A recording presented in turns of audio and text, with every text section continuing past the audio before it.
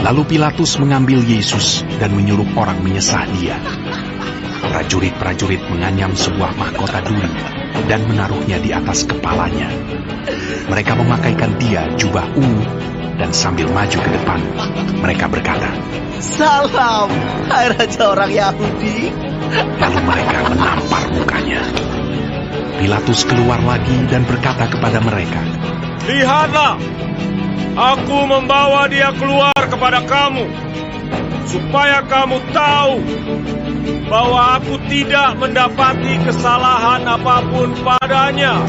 Lalu Yesus keluar, bermahkota duri dan berjubah ungu. Maka kata Pilatus kepada mereka, "Lihatlah manusia itu." Ketika imam-imam kepala dan penjaga-penjaga itu melihat dia, berteriaklah mereka, "Salibkan dia! Salibkan dia!" Kata Pilatus kepada mereka, "Ambil dia dan salibkan dia, sebab aku tidak mendapati kesalahan apapun padanya." Jawab orang-orang Yahudi itu kepadanya, "Kami mempunyai hukum, dan menurut hukum itu ia harus mati, sebab ia menganggap dirinya sebagai anak Allah." Ketika Pilatus mendengar perkataan itu, bertambah takutlah ia. Lalu ia masuk pula ke dalam gedung pengadilan dan berkata kepada Yesus, "Dari manakah asalmu?" Tetapi Yesus tidak memberi jawab kepadanya. Maka kata Pilatus kepadanya, "Tidakkah engkau mau bicara dengan aku? Tidakkah engkau tahu bahwa aku berkuasa untuk membebaskan engkau dan berkuasa juga untuk menyalibkan engkau?" Yesus menjawab, "Engkau tidak mempunyai kuasa apapun terhadap aku, jikalau kuasa itu tidak diberikan kepadamu dari atas. Sebab itu, Dia yang menyerahkan aku kepadamu lebih besar dosanya."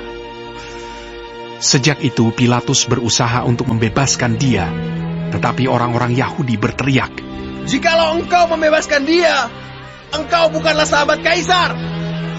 Setiap orang yang menganggap dirinya sebagai raja, ia melawan Kaisar." Ketika Pilatus mendengar perkataan itu, ia menyuruh membawa Yesus keluar, dan ia duduk di kursi pengadilan di tempat yang bernama Litos Trotos, dalam bahasa Ibrani Gabata. Hari itu ialah hari persiapan Paskah, kira-kira jam 12. Kata Pilatus kepada orang-orang Yahudi itu, "Inilah rajamu." Maka berteriaklah mereka, "Enyahkan dia! Enyahkan dia! Salibkan dia!" Kata Pilatus kepada mereka, "Haruskah aku menyalibkan rajamu?" Jawab imam-imam kepala, "Kami tidak mempunyai raja selain daripada Kaisar." Akhirnya Pilatus menyerahkan Yesus kepada mereka untuk disalibkan. Mereka menerima Yesus. Sambil memikul salibnya, ia pergi keluar ke tempat yang bernama tempat tengkorak, dalam bahasa Ibrani, Golgota. Dan di situ ia disalibkan mereka, dan bersama-sama dengan dia disalibkan juga dua orang lain sebelah menyebelah, Yesus di tengah-tengah. Dan Pilatus menyuruh memasang juga tulisan di atas kayu salib itu. Bunyinya, Yesus, orang Nazaret, Raja orang Yahudi. Banyak orang Yahudi yang membaca tulisan itu, sebab tempat di mana Yesus disalibkan letaknya dekat kota, dan kata-kata itu tertulis dalam bahasa Ibrani, bahasa Latin, dan bahasa Yunani. Maka kata imam-imam kepala orang Yahudi kepada Pilatus, "Jangan engkau menulis Raja orang Yahudi, tetapi bahwa ia mengatakan, Aku adalah Raja orang Yahudi." Jawab Pilatus, "Apa yang kutulis, tetap tertulis." Sesudah prajurit-prajurit itu menyalibkan Yesus, mereka mengambil pakaiannya, lalu membaginya menjadi 4 bagian. Untuk tiap-tiap prajurit 1 bagian. Dan jubahnya juga mereka ambil. Jubah itu tidak berjahit, dari atas ke bawah hanya 1 tenunan saja. Karena itu mereka berkata seorang kepada yang lain, "Janganlah kita membaginya menjadi beberapa potong, tetapi baiklah kita membuang undi untuk menentukan siapa yang mendapatnya. Demikianlah hendaknya supaya genaplah yang ada tertulis dalam kitab suci. Mereka membagi-bagi pakaianku di antara mereka, dan mereka membuang undi atas jubahku. Hal itu telah dilakukan prajurit-prajurit itu. Dan dekat salib Yesus berdiri ibunya dan saudara ibunya, Maria, istri Klopas, dan Maria Magdalena. Ketika Yesus melihat ibunya dan murid yang dikasihinya di sampingnya, berkatalah ia kepada ibunya, Ibu, inilah anakmu. Kemudian katanya kepada murid-muridnya, Inilah ibumu. dan sejak saat itu, murid itu menerima dia di dalam rumahnya.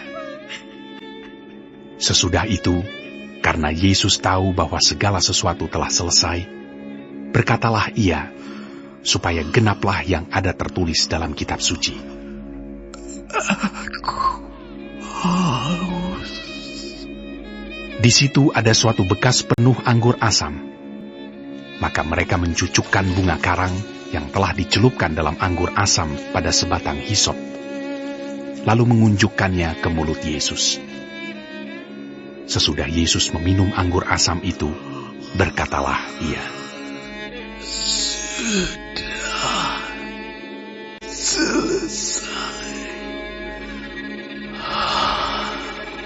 Lalu ia menundukkan kepalanya dan menyerahkan nyawanya.